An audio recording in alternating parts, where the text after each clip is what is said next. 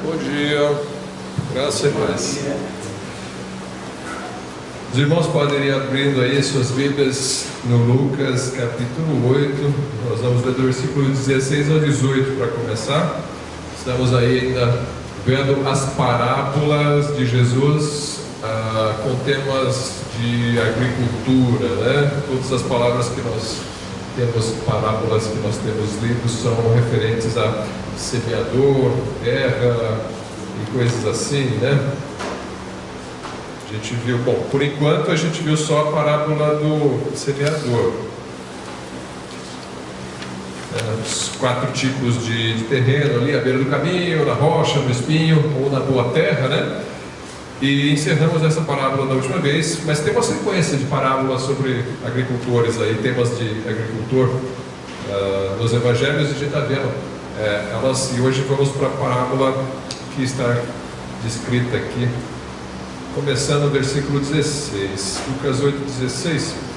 E ninguém acendendo com uma candeia, desculpa, né? Eu estou falando parábola de agricultor, esse aqui não é de agricultor, mas é que ele está na sequência aqui. Logo depois vai ter uma outra de agricultor, mas essa em específico não é bem sobre agricultura, ela é sobre candeia, né? Mas vamos lá, comecei mal minha aula hoje. Ninguém acendendo uma candeia a cobre com algum vaso, ou a põe debaixo da cama, mas põe-na no velador, para que os que entram vejam a luz. Porque não há coisa oculta que não haja de manifestar-se, nem escondida que não haja de saber-se e vir à luz.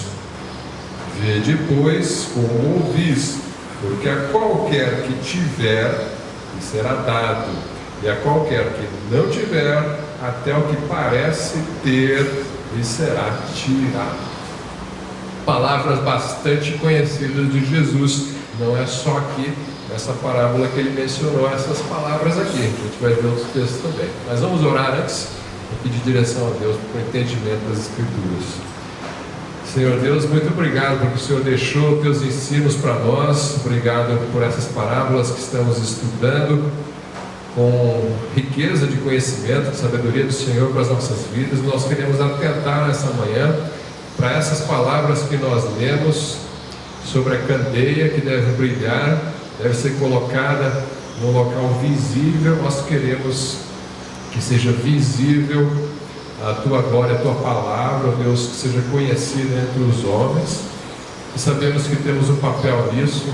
O Senhor nos convocou para isso, o Senhor nos salvou para isso também, e para a glória do Senhor. Queremos aprender a fazer isso, queremos aprender a deixar o Senhor brilhar em nossas vidas. Abençoa-nos nessa manhã, abençoa as outras classes também, as professoras, Senhor, em nome de Jesus, amém. Bom, então temos aqui a parábola da candeia, parábola também conhecida, né? Temos uma noção da interpretação dela, né? Só que nós vamos tomar alguns cuidados aqui, porque às vezes as coisas não são o que aparentam ser. Por que eu estou falando isso? Bom, primeiro a gente vai pensar nos elementos da parábola.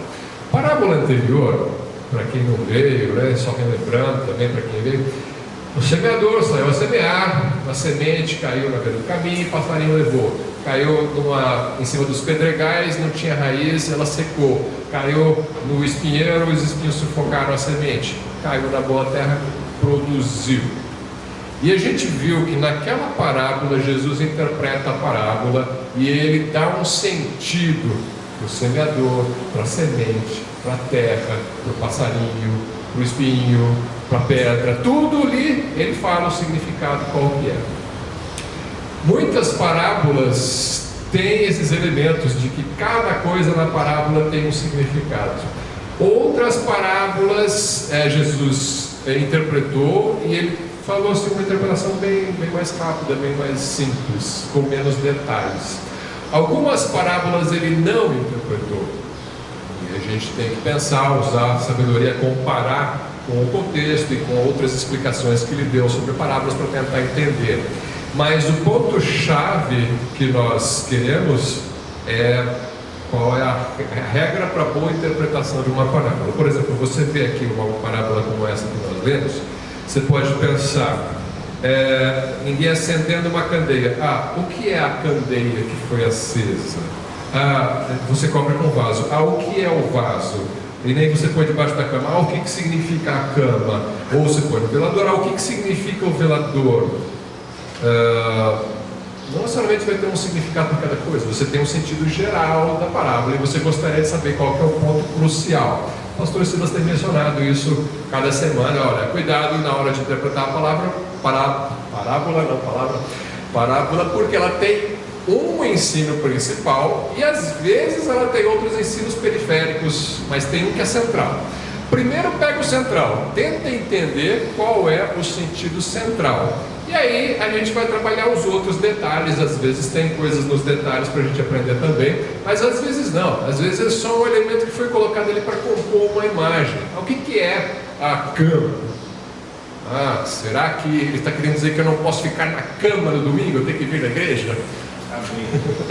Você deve sair da cama e vir para a igreja, mas não é isso que a parábola está dizendo. A cama não tem esse sentido. A cama não necessariamente tem um sentido. É simplesmente algo para dizer, olha, não esconda a luz. Podia ser uma cama, podia ser uma cadeira, podia ser colocar no banheiro, não, com a porta fechada, não. A ideia é, você põe num velador. O que é primeiro, como que é uma candeia na época, né? A candeia é uma lâmpada movida a óleo, não é uma lâmpada elétrica, né? Movida a óleo. Ela tem ali óleo, tem um pavio para acender e vai pegar o fogo ali, o fogo vai iluminar a sala. Então, se você está no escuro e você quer iluminar o recinto, você não vai colocar a lâmpada embaixo de um vaso ou debaixo da cama, né? Vai pegar fogo na cama, né? Mas enfim, a ideia é não esconder a luz. A luz você coloca no velador, que era uma haste alta assim, para você colocar a lâmpada em cima, para ela ficar mais aparente, né? Fazer melhor o seu papel de iluminar, para que os que entram vejam. Você podia pensar, entrar onde? Para quem entra na igreja, o entrar não interessa o lugar onde ele está entrando. O que interessa na parábola é a candeia. Onde a candeia estiver, ela tem o propósito de iluminar, trazer luz, tá? Agora você deve saber sim o sentido do que é a candeia e do que é a luz. Isso é crucial. Isso aí é algo que tem que ser entendido na parábola. E outras coisas que você deve entender. Quando ele fala assim, não há coisa oculta que não haja de manifestar-se, nem escondida que não haja de saber se vir à luz. Será que ele está falando do juízo final, onde os livros vão ser abertos, as obras dos ímpios vão ser lidas e tudo que foi feito escondido vai ser manifestado? Será que é isso que ele está falando? Parece um pouco fora de contexto. Parece um pouco fora de contexto o que ele está falando aqui. Está falando de candeia, você deve iluminar, de repente vem falar do juízo final. Não parece ser o caso. Agora, quando você lê, se você lê só o versículo separado, olha, não há nada oculto que não venha a ser revelado, nada que foi feito escondido que não venha a se manifestar. Você pensa em juízo, ou tribunal de Cristo para as obras dos crentes, ou o juízo final para julgar os ímpios. Naturalmente, eu acho que você pensaria nisso se você visse só esse versículo. Agora, o versículo está num contexto, e neste contexto não parece significar isso. Não está falando nada de juízo final por enquanto, né? Ele até vai falar de juízo na parábola do joio do trigo, mas aqui ainda não. Ele acabou de falar a parábola do semeador, simplesmente, né? E depois ele vem e comenta isso aqui com os discípulos, né? E outra coisa, ele fala no versículo 18, a qualquer que tiver será dado, qualquer que não tiver será tirado. Quando você lembra dessas palavras aqui no versículo 18, olha, vê depois como diz, porque a qualquer que lhe tiver será dado, e qualquer que não tiver, até o que parece ter, ele será tirado. Tem algum outro lugar na Bíblia que fala disso? Não sei se vocês não vão lembrar. Se não lembrar, depois eu mostro no texto aqui. Parábola das minas, né? É isso aí. Por quê? Porque tinha um que tinha uma mina só, né? o Senhor distribuiu as minas ali para os seus servos, ó, 5 para você, ou 10 para você, 5 para o outro, 1 para o outro, alguma coisa assim, né? Aí um investiu e duplicou, o outro investiu e duplicou, e o outro escondeu na terra. E aí quando foram prestar contas ao Senhor, isso é Mateus 25, aí ele vem e fala: você produziu mais, entra no gozo do teu Senhor, vai para o reino. Você também, vai para o reino, parabéns. E o outro: Senhor, eu tinha medo do Senhor, eu escondi a minha mina, está aqui tua mina. Servo mal, né? Então tira a mina dele e dá para o outro que tem 10. Mas ele já tem 10. Sim, mas aquele que tem será acrescentado, e aquele que não tem, até aquele que tem será tirado. Parábola das minas. Não vou explicar a parábola das minas hoje, não é o assunto, um dia a gente chega lá. Mas estas palavras Jesus falou no contexto da parábola das minas. No sentido ali. E aqui? Então o que ele está falando? Por que ele está falando isso aqui se não tem mina nenhuma aqui? Né? Tem outro sentido. Jesus falou certas coisas mais de uma vez no seu ministério, tá?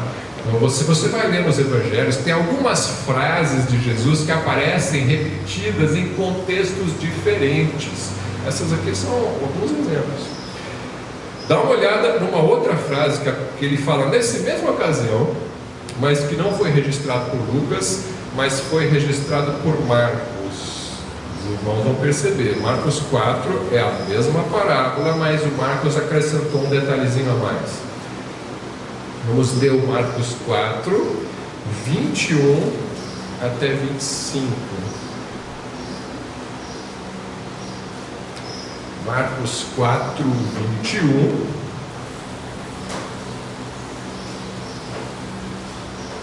E disse-lhes: vem porventura a candeia para se meter debaixo do alqueire. Aqui ele não falou vaso, ele falou alqueire. O que é um alqueire?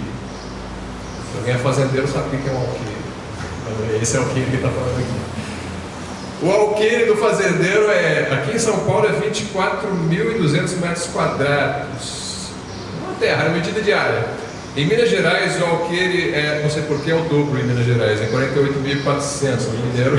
O alqueire mineiro é 2 vezes maior que o alqueire paulista. Será que é isso? A candeia você vai colocar no alqueire, debaixo do alqueire? Não. O alqueire aqui não é esse alqueire da medida diária, tá?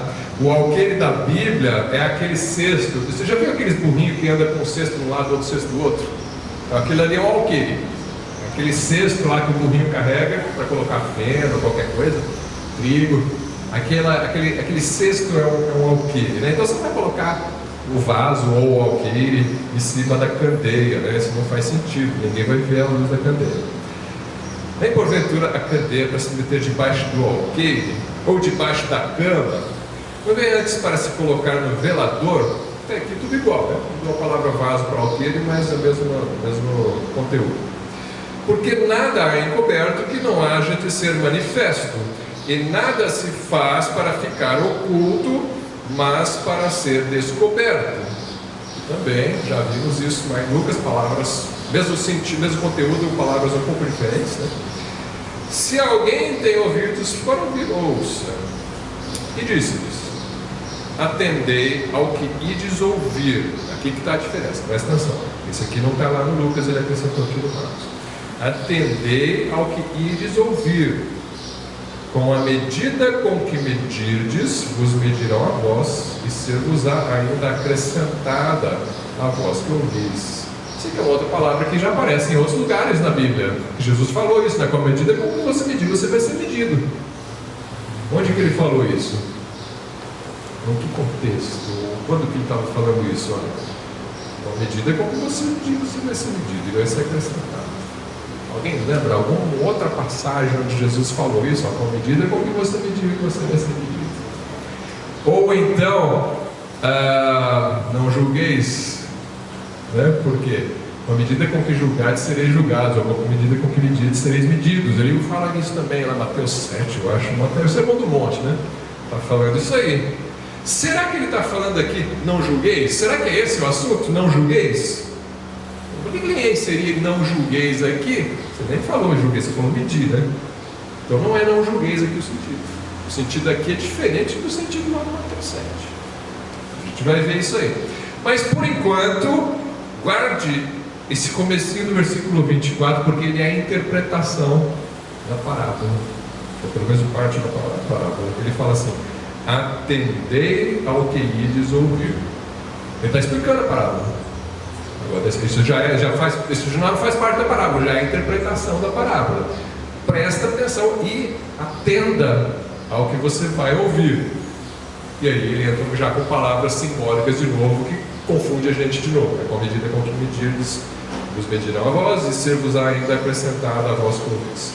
Porque ao que tem, ser-lhe-á dado. Aqui já tem um porquê. Então, o ser-lhe-á dado está ligado com o que ele acabou de falar.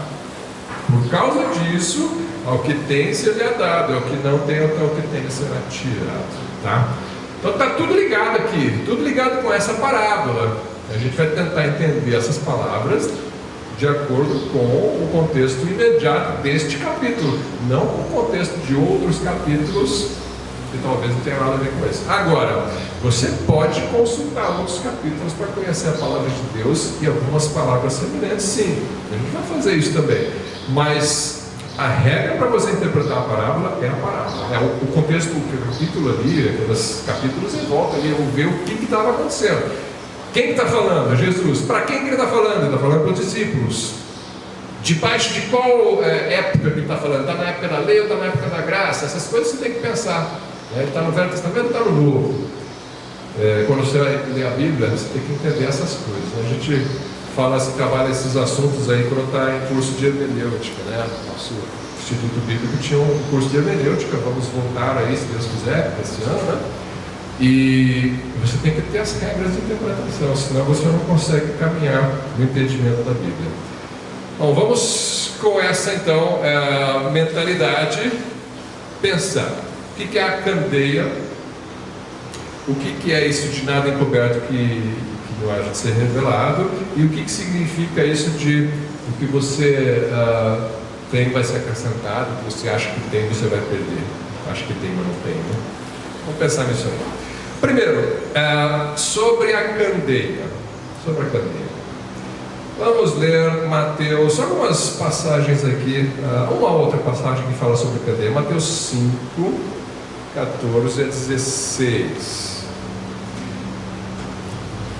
Como eu falei, você vai usar o contexto imediato para entender a parábola, mas às vezes textos diferentes podem te auxiliar. Tá? Você tem que ver se confere, né? Se bate com a parábola que você está lendo, se serve, né? Vamos ver se serve. Tá, Mateus 5, versículo 14. Sermão do Monte. Sermão do Monte. Mas vós sois a luz do mundo. Não se pode esconder uma cidade edificada sobre um monte, nem se acende a candeia e se coloca debaixo do alqueire, mas no velador, e dá luz a todos que estão na casa. Olha só, está falando isso no Sermão do Monte, que a gente já estudou faz tempo, né? Outra ocasião.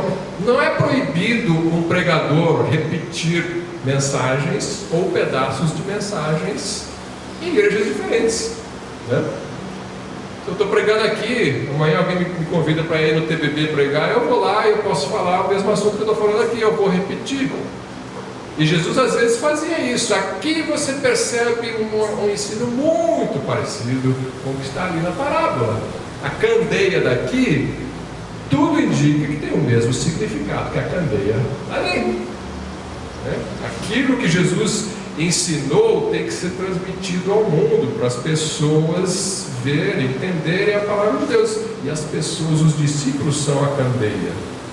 Então nós somos a candeia.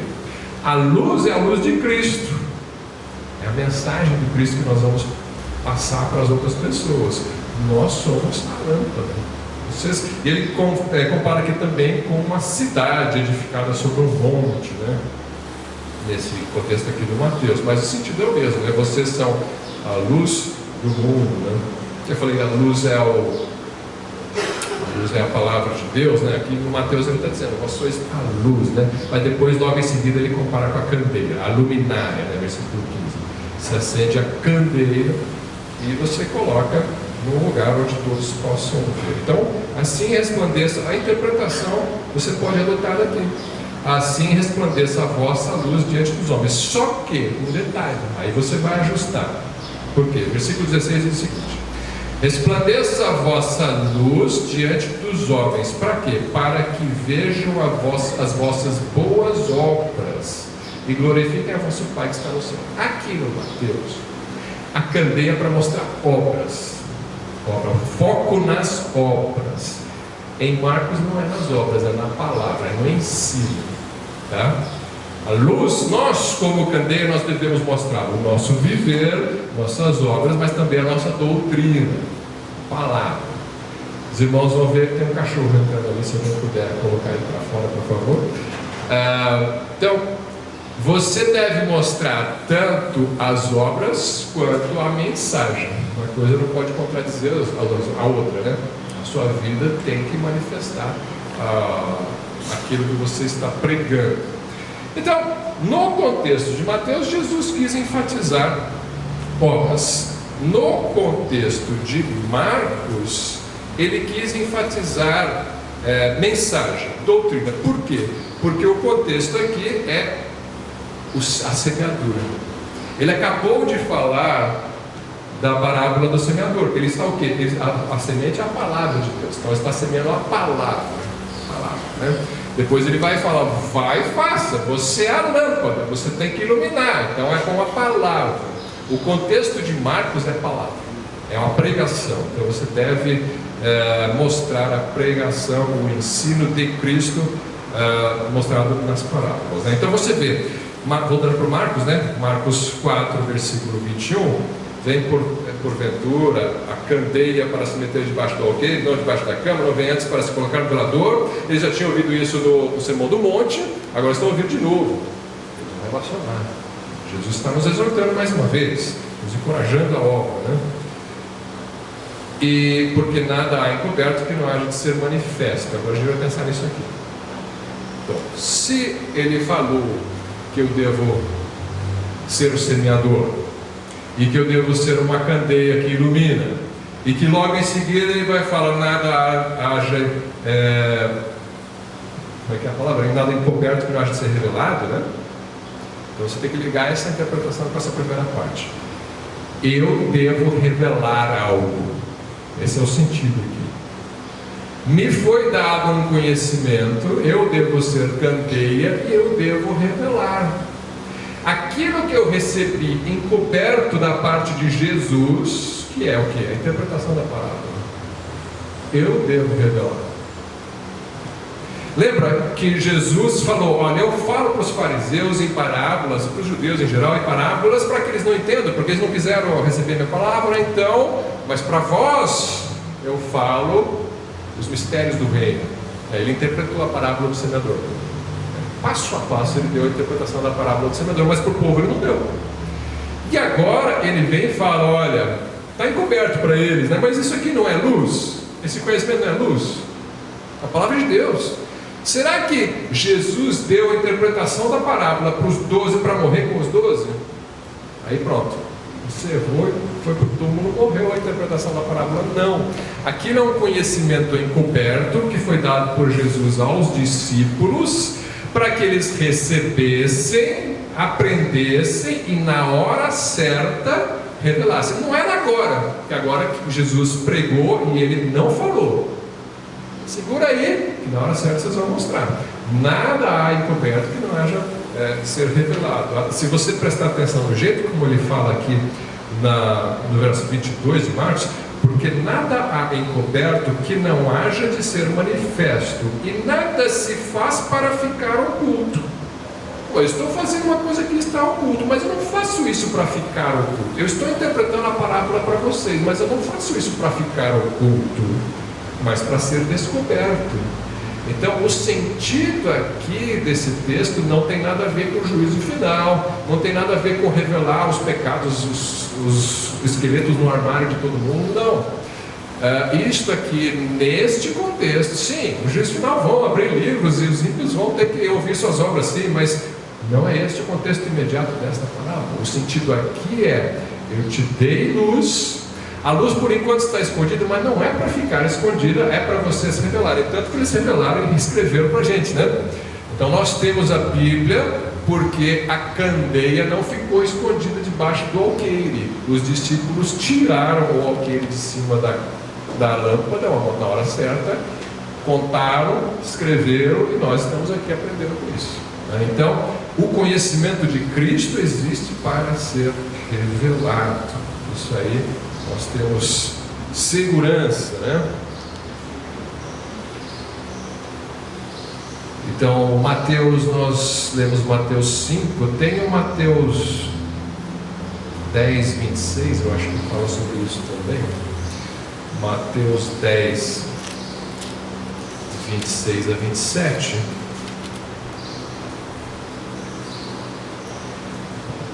Portanto, não os temais, porque nada há encoberto que não haja de revelar-se, nem oculto que não haja de saber-se. O que vos digo em trevas, dizei-o em luz, e o que escutais ao ouvido, pregai-o sobre os telhados. Outra ocasião aqui que Jesus está falando com os discípulos, e ele interpreta direitinho o que significa isso e bate. E você pode aplicar esta interpretação lá, porque faz sentido, né? O contexto mostra que faz sentido. Aqui ele está dizendo, olha, não há, o que eu digo em trevas, vocês digam na luz. O que vocês estão escutando agora escondido comigo, depois vocês vão lá e pregam nos telhados, na hora certa, né? É isso que ele estava falando. Este é o ensino. É isso que significa nada encoberto que não haja de ser revelado. Ele não está falando que todos os seus pecados vão ser lidos para todo mundo, tá? Não é esse o sentido deste texto, desta ideia, dessas palavras de Jesus, tá? Bom, então isso aí dá conta da candeia, né? Candeia somos nós. Ela ilumina, ela transmite o sentido das palavras de Cristo para as pessoas. E isso foi entregue aos discípulos escondido para ser revelado na hora certa. Então é este o sentido das palavras de Jesus aqui. Serve só para os apóstolos? Não, serve para nós também. Nós também somos candeia e também devemos transmitir boas obras e boa doutrina, boa palavra para os perdidos e para os crentes, né? Devemos iluminar a todos. Então isso aí repete-se no nosso ministério.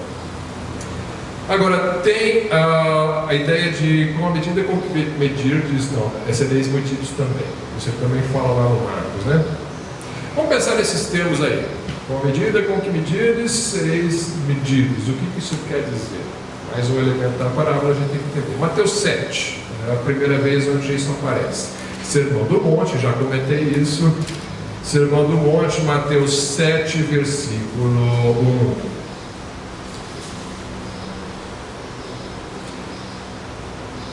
Não julgueis para que não sejais julgados. Esse é o contexto aqui. Nada a ver com o contexto lá na parábola, tá? Mas as palavras vão ser parecidas.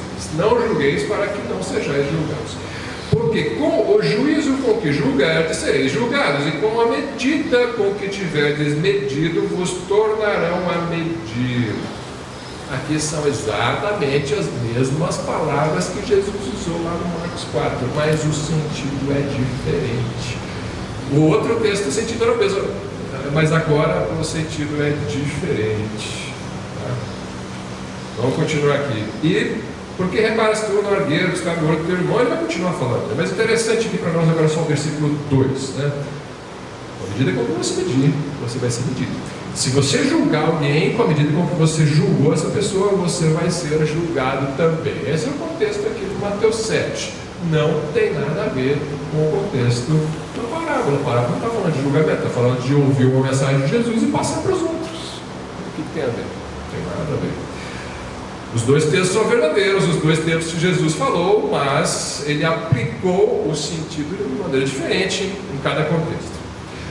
Lucas 6, versículo 37.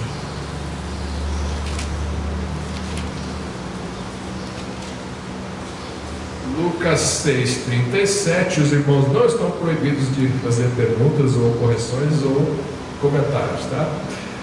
Lucas 6, 37, não julgueis, de novo, mas ele vai acrescentar mais uma coisa. Não julgueis e não sereis julgados. Não condeneis e não sereis condenados. Soltai e soltar-vos-ão. Dai e ser-vos-á dado. Boa medida, recalcada, sacudida e transbordando, vos deitarão no vosso regaço. Porque com a mesma medida com que medirdes, também vos medirão de novo. Olha só, no Mateus 7, essa frase, com a medida com que você medir, você vai ser medido, foi usada de uma maneira negativa, ou seja, você não julgar. Aqui, ele usa desse jeito, mas ele usa de um jeito positivo também. Ele usa no positivo no sentido de soltar e soltar vos não, isso é positivo. Se você soltar alguém, você vai ser solto também. Se você der, você vai receber. Versículo 38, dai e ser-vos dado. Então, a frase aqui já está sendo usada no sentido negativo e positivo. Não julgue para não ser julgado, dê para receber. Ou seja, ele está dando um ensino sobre reciprocidade. O que é isso? O que você faz, você recebe, tanto de bom quanto de mal, né? Mais ou menos ligado com a lei da semeadura, né? Você pode ligar com outros textos também. Aquilo de bom que você fizer para o próximo, você vai receber. Aquilo de mal que você fizer também, você vai receber. Então existe um princípio aqui. Com a medida com que você medir, você vai ser medido.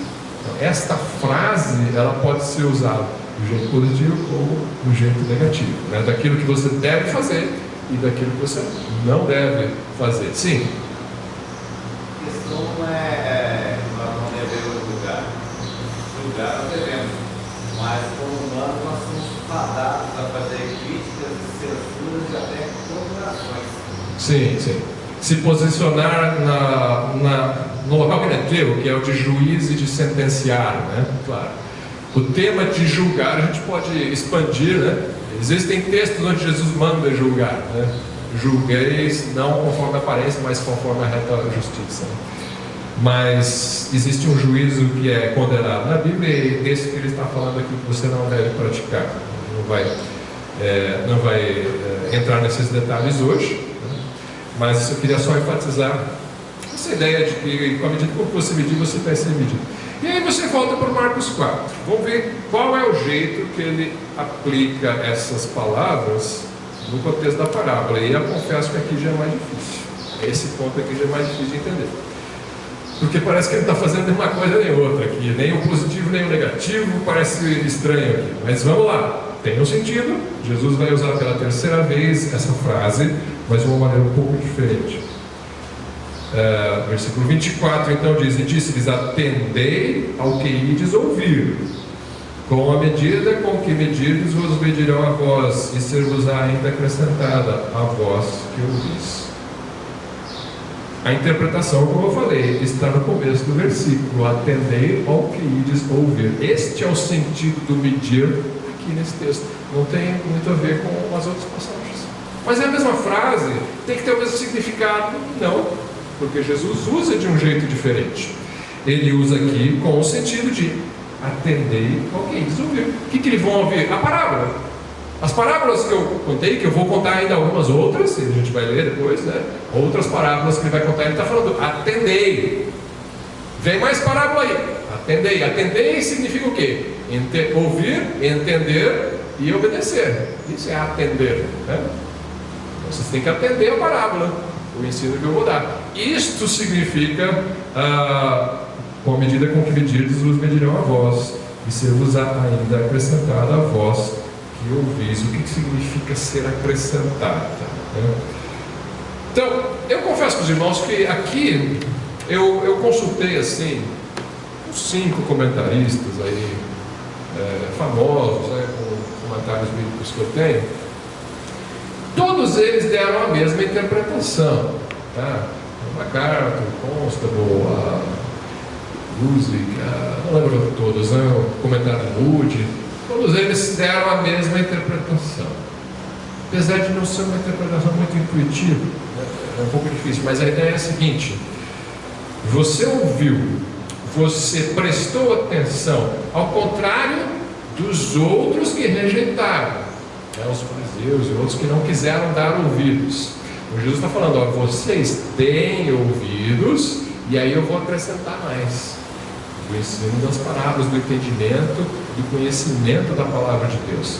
Agora, se você ouve de mau grado com os outros, então até aquilo que você achava que tinha, você vai perder. Você não vai entender o que ouviu e vai esquecer. Mas se você ouvir de bom grado, de bom coração, como disse João e Lucas, né? E atender e querer obedecer, aí você vai receber mais ainda. Então, aquele que ouve com atenção e quer aprender e quer obedecer, esse vai receber mais da palavra de Deus e dos mistérios do reino dos céus. Aquele que ouve de mau grado, até aquilo que ele ouviu ele vai esquecer, porque não vai entender e não vai receber a interpretação das parábolas e nada mais. Tá? Este seria o sentido do que ele fala neste texto, né? No Mateus 4:25, porque é o que tem seria dado, é o que não tem, até o que tem lhe será tirado. Então esses dois versículos têm que ser lidos juntos, desde o 24 e o 25, né? Desde o atender o que eles ouviram. Esse é o sentido do que está sendo dado aqui. E aí então ele fala, ó, se você for comparar com o Mateus 13, quando ele falou a parábola do semeador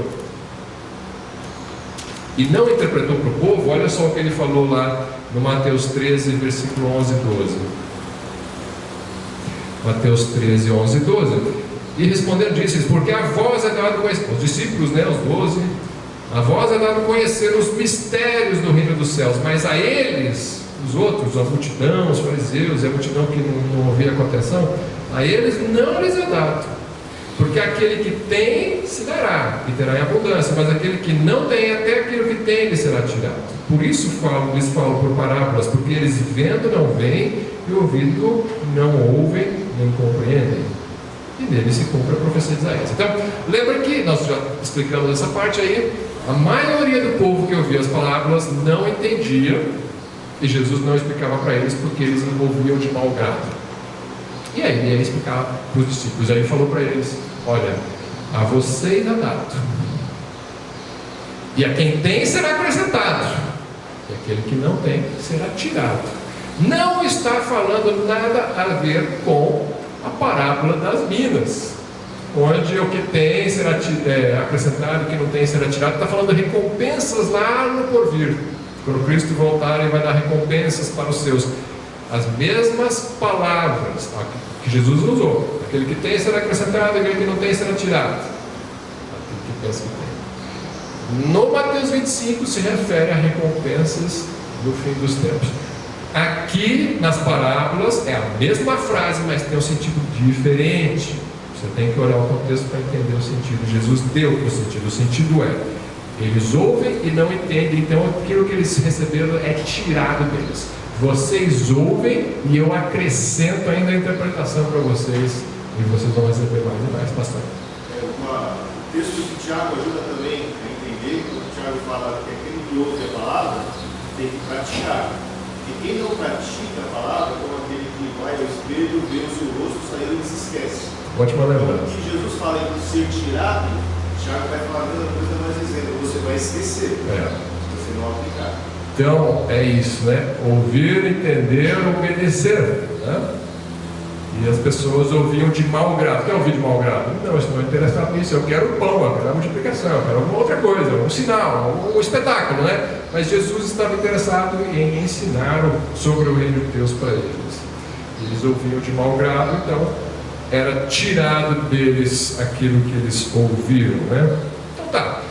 Resumindo, os discípulos são a candeia que deveria propagar os ensinos de Jesus, que Jesus entregava em secreto, né, na interpretação das parábolas. Era preciso os discípulos entregarem, então, revelarem na hora certa para o povo de Deus o sentido dessas parábolas.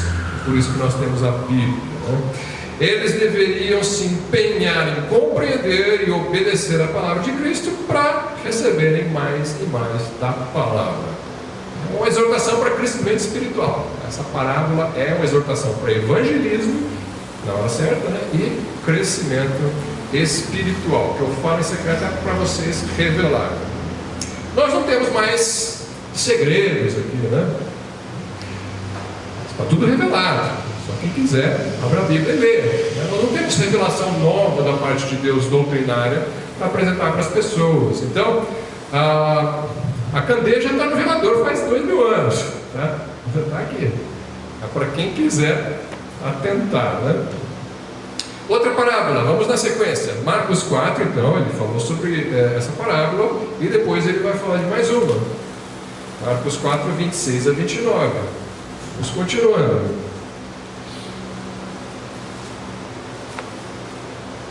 E dizia: o reino de Deus é assim como se um homem lançasse semente à terra e dormisse, e se levantasse de noite ou de dia. Agora está voltando para o agricultor. Eu falei que era sobre agricultor, tinha que ter, né?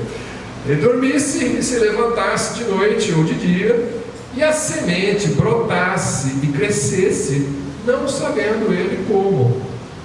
Porque a terra por si mesma frutifica, primeiro a erva, depois a espiga, por último o grão cheio na espiga.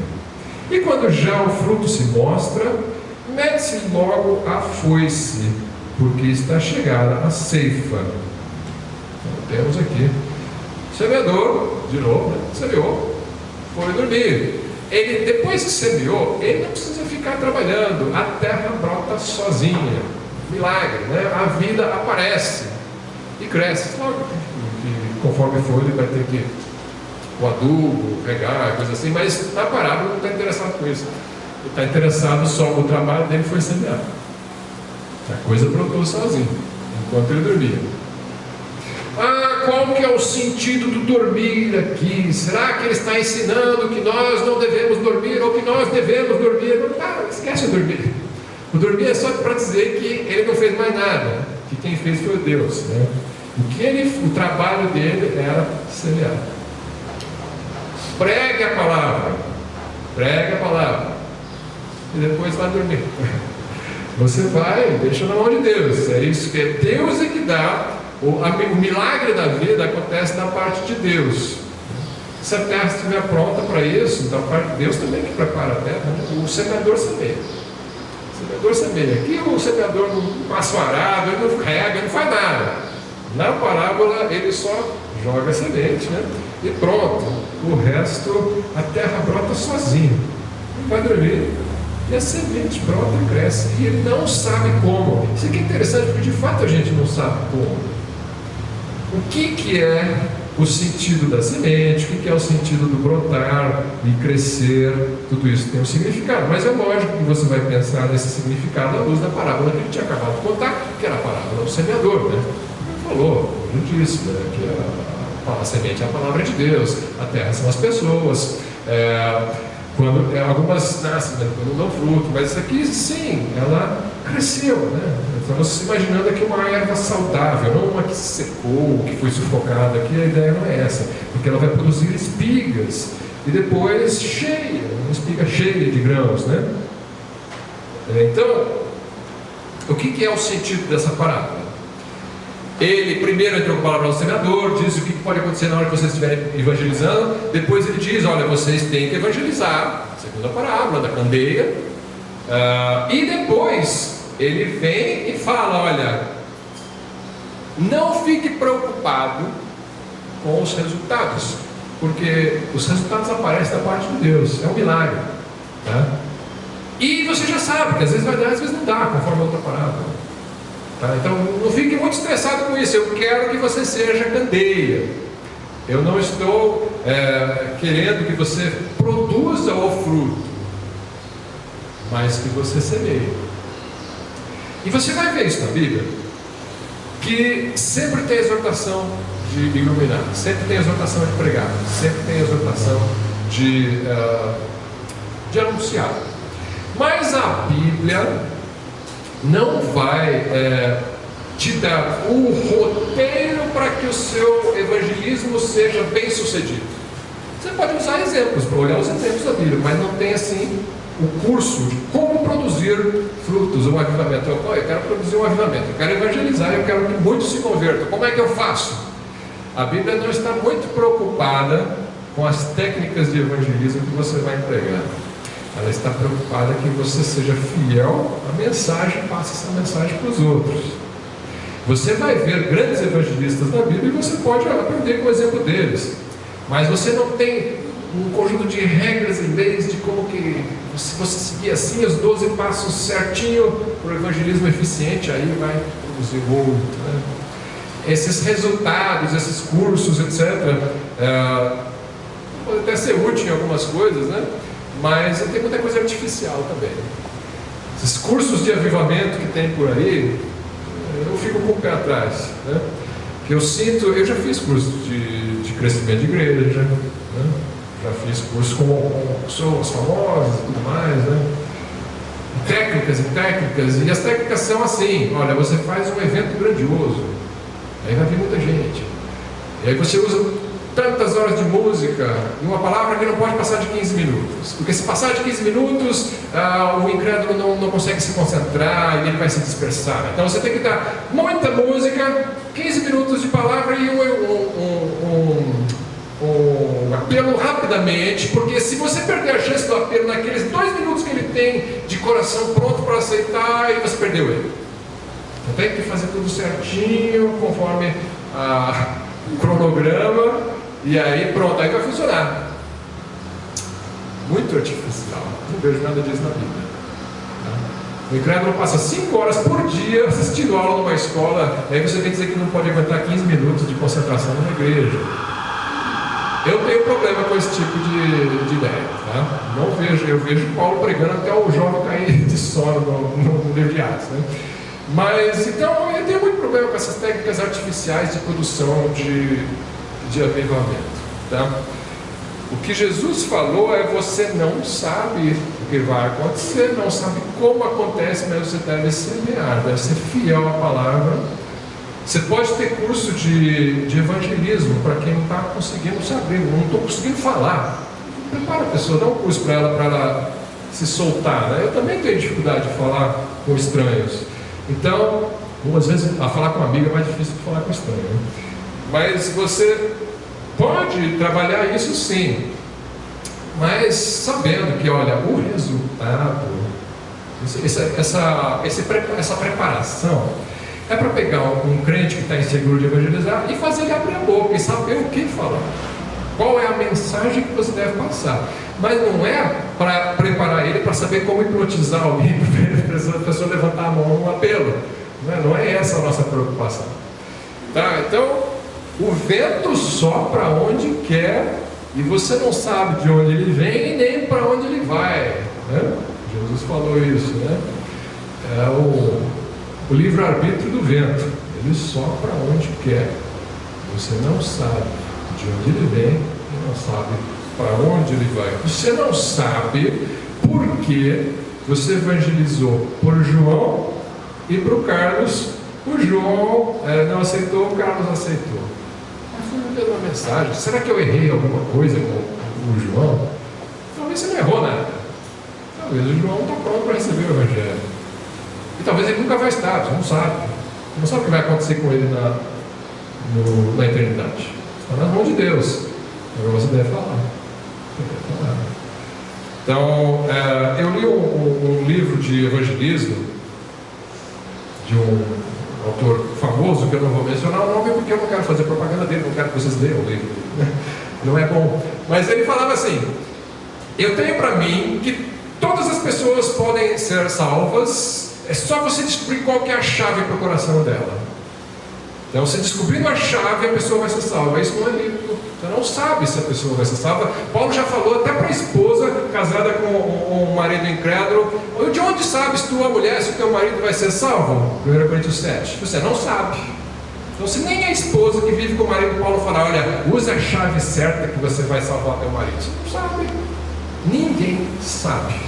Ninguém entende por que uma pessoa aceita o Evangelho e a outra pessoa não aceita o Evangelho. Nós temos muitas filosofias para tentar explicar isso daí, teologicamente, mas o fato é, não sabemos e entregamos para Deus. Entregamos para Deus o que vai acontecer, né? Mas nós temos que ser fiéis no pregar. Você tem ali em João 6, né? João 6, 37.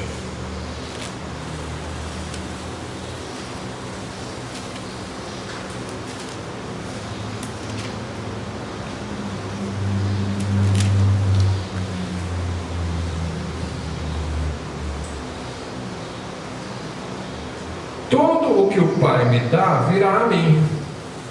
Não vai se perder ninguém. Não vai. Dos que Deus conhece, não vai se perder ninguém. Todo o que o Pai me dá virá a mim. Ah, mas eu usei a estratégia errada. Você pregou? Se o Pai o der a Cristo, ele vai para Cristo. Você pregou o Evangelho verdadeiro, né?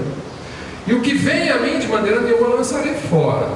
Versículo 44. Ninguém pode vir a mim se o Pai que me enviou não o trouxer. Ah, mas eu usei a chave certa. Não tem chave certa, a chave certa é o Pai. Se o Pai não o trouxer, você pode usar a chave que você quiser. Pode tocar a música que ele gosta, pode contar as piadas que ele gosta, pode prometer ruas de ouro, pode prometer a prosperidade, a saúde. Se o Pai não o enviar, ele não vai. Ele pode ir para outra igreja, para Cristo mesmo, não vai. Ué. Eu ouvi dizer que, já ouvi dizer muito sobre essa forma de pregação, se você usar a palavra certa, você vai conseguir acontecer, mas ela tem muito a ver com a teologia marxista, né? Porque algumas pessoas pegaram das ideias de Karl Marx e tentaram introduzir no Evangelho para uma série de ideias de tensão. Tanto que esse estilo de culto que se faz de meia, 2 horas de louvor, 15 minutos de pregação, ela muda um pouco essa teoria. Isso eu não tenho como comentar porque eu não conheço, mas a gente pode conversar sobre isso depois, né? Eu não estou muito familiarizado com essa teologia marxista, né? Tem outro texto em versículos 64 e 65. Mas há alguns de vós que não creem. Nem Jesus conseguiu acertar a chave para todo mundo. Como é que você acha que você, com a sua técnica evangelista, vai acertar? Você consegue hipnotizar uma multidão, isso você consegue. Levar para o reino dos céus não consegue, não. Tá? Jesus não fez isso. Há alguns de vós que não creem, porque bem sabia Jesus desde o princípio quem eram os que não criam e quem era o que o havia de entregar. Judas, né? E dizia: por isso eu vos disse que ninguém pode vir a mim se por meu Pai não lhe for concedido. Fim dessa história. Entendeu? Não entendeu? Não interessa. Entendeu? Não entendeu. Mas é um fato, e você vai observar esse fato na tua vida, no dia a dia. Você vai pregar e vai ver alguns se convertendo. Vai pregar e vai ver alguns se convertendo. Sua obrigação é pregar. A obrigação dele é crer. Aí já entra mais complicado ainda, porque crer é uma ordem, né?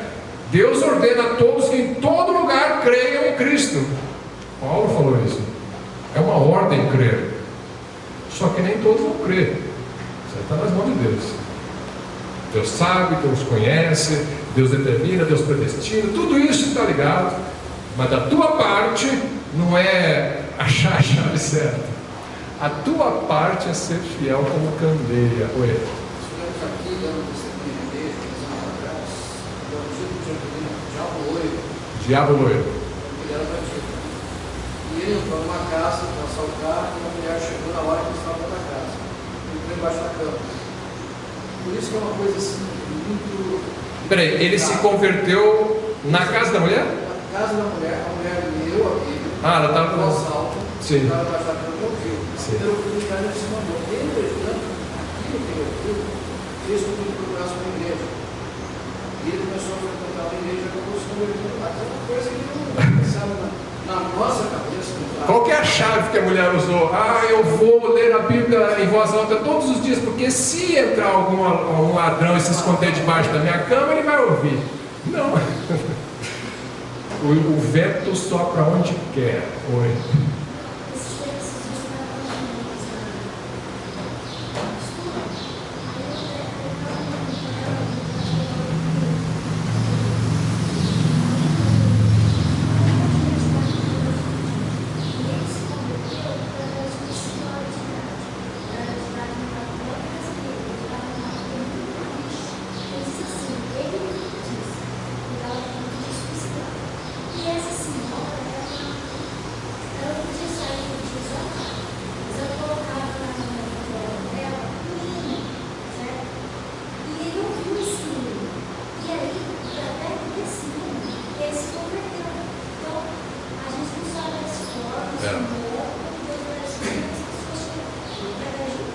Exatamente. Eu vou dizer uma coisa aqui que certamente vai ser mal interpretado por alguém, mas ninguém é tão mal que não possa ir para o céu, e ninguém é tão bom que não possa ir para o inferno. Não sei se alguém entendeu errado, mas ninguém é tão mal que não possa ser regenerado por Cristo e ir para o céu, e ninguém é tão bom para merecer o céu. No fundo, vai para o inferno se confiar na sua vontade, tá? Então, e como isso vai acontecer, com quem vai acontecer, nós não temos capacidade de saber o que isso acontece, né? Apolo plantou, Paulo regou, Deus deu o crescimento, ou vice-versa, alguma coisa assim, né? O fato é, você faça a obra e aí deixa com Deus os resultados, né? Mas voltando assim para a parábola de novo, Marcos 4.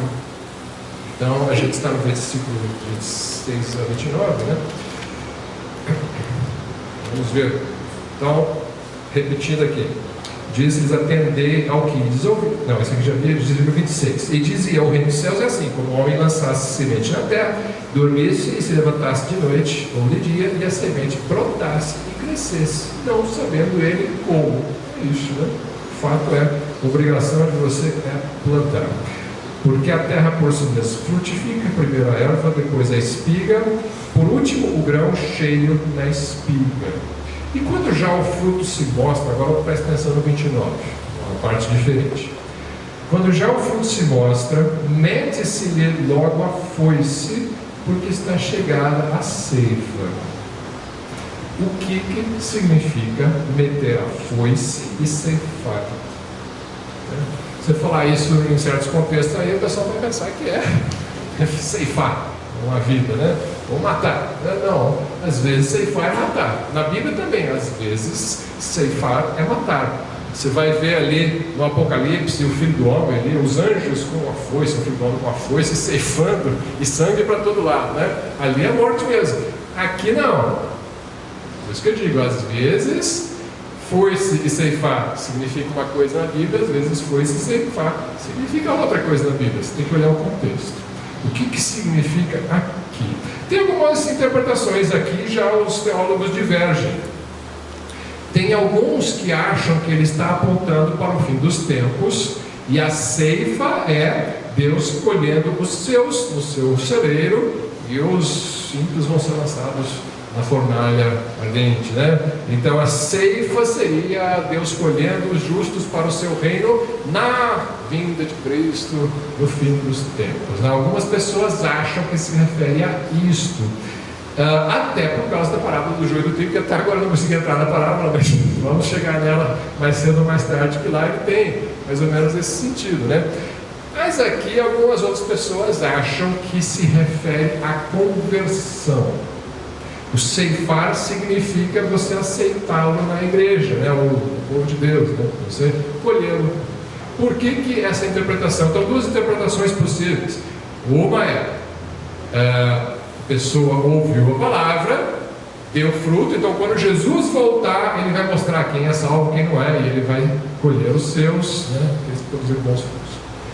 Outra coisa, outra interpretação possível é: isso aqui significa as pessoas que ouviram o Evangelho, e algumas você vai perceber que são salvas, elas se converteram de verdade, então aceite essas no seu meio, e as outras não, né?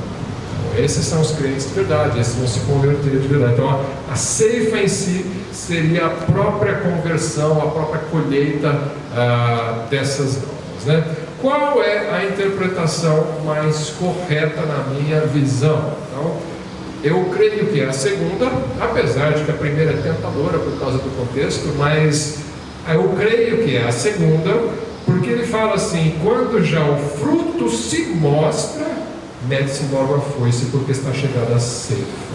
A ceifa aqui não é no fim dos tempos, é quando o fruto se mostra. Eu creio que aqui se refere à conversão, porque é na hora que você percebe que a pessoa produziu o fruto, esse aqui nasceu de novo. Aí você colhe. Se fosse no fim dos tempos, ele diria: não, espera, deixa aí, lá no final Deus vai separar, né? Mas aqui parece que não, é no momento que o mostra que você colheu. Até posso estar errado nisso aqui, não admito, mas eu creio que é esta interpretação, à luz até de uma outra passagem também que talvez vá nos ajudar. Veja João capítulo 4, nós já vimos essa passagem em outro domingo. João capítulo 4, versículo 35. Tudo bem, outro contexto, tá? Mas as palavras aqui eu creio que nos ajudam a entender aquela interpretação. Eu acho que pode ser aplicado assim. João 4, 35. Isso aqui é logo depois que Jesus encontrou com a mulher samaritana. A mulher saiu para contar para todo mundo em Samaria que ela tinha encontrado o Messias, né? E aí no versículo 35, Jesus está falando com os discípulos: não dizeis vós que ainda há 4 meses até que venha a ceifa? Ceifar, tá? Eis que eu vos digo: levantai os vossos olhos e vede as terras que já estão brancas para a ceifa. A ceifa não é no fim dos tempos, aqui nesse contexto, é agora, pode ceifar, já está na hora de ceifar. Porque nisto é verdadeiro ditado, que um é o que semeia e outro o que ceifa. O que ceifa aqui não é mais os anjos no fim dos tempos, aqui é a pessoa mesmo, o discípulo. Eu vos enviei a ceifar, a ceifa são os discípulos, a ceifar, onde vós não trabalhastes. Onde? Samaria, onde a mulher trabalhou. Ela foi contar para as pessoas que ela tinha achado o Messias, as pessoas vieram, e ele está falando para os discípulos: vocês vão ceifar, a multidão vai chegar aqui, e vocês vão ceifar onde vocês não trabalharam. Outros trabalharam, e vós entrastes no seu trabalho. E muitos dos samaritanos daquela cidade creram nele, pela palavra da mulher que testificou: disse-me tudo quanto tenho feito. Então, muitos samaritanos se converteram. Essa é a ceifa, tá? Então, às vezes, a ceifa significa algo na Bíblia, interpretação da ceifa, às vezes significa algo que vai acontecer lá no fim dos tempos, quando Cristo voltar, ele vai ceifar. E às vezes significa aqui, enquanto você evangeliza, você vai ceifar as almas, trazendo para Cristo. Eu creio que na parábola que nós lemos ali da planta que brota sozinha, ali é a salvação. Ela cresceu, o semeador semeou, ela cresceu, e quando apareceu o fruto, ele ceifou. Tá? Eu creio que este é o sentido desta palavra. Tá? Eu vou encerrar por aqui. A próxima parábola eu já deixo para os irmãos, é a parábola que vem na sequência em Marcos. Eu vou só ler, os irmãos meditem sobre a parábola. Na próxima vez a gente vai entrar nela, parábola muito conhecida. Versículo 30 do Marcos 4. Saíram, pois, João, vamos lá, Marcos 4, parábola do grão de mostarda. Marcos 4, versículo 30. E dizia: a que assemelharemos o reino de Deus? Ou com que parábola o representaremos? É como um grão de mostarda, que quando se semeia na terra é a menor de todas as sementes que há na terra. Mas tendo sido semeado, cresce e faz-se a maior de todas as hortaliças, e cria grandes ramos, de tal maneira que as aves do céu podem aninhar-se debaixo da sua sombra. Parábola curtinha, riquíssima, e com alguns elementos para vocês pensarem aí. O que é o grão de mostarda? O que é a terra? Por que o grão de mostarda é pequeno? O que é a importância dele ser pequeno nessa parábola? Ele cresce. O que significa o grão crescendo e se transformando numa planta grande? E o que significam as aves, se é que significa alguma coisa, tá? Pense nessas coisas, tente refletir sobre a parábola. Se quiser, leia comentários sobre isso. Você pode ajudar a nossa aula na semana que vem, se Deus quiser. Ok?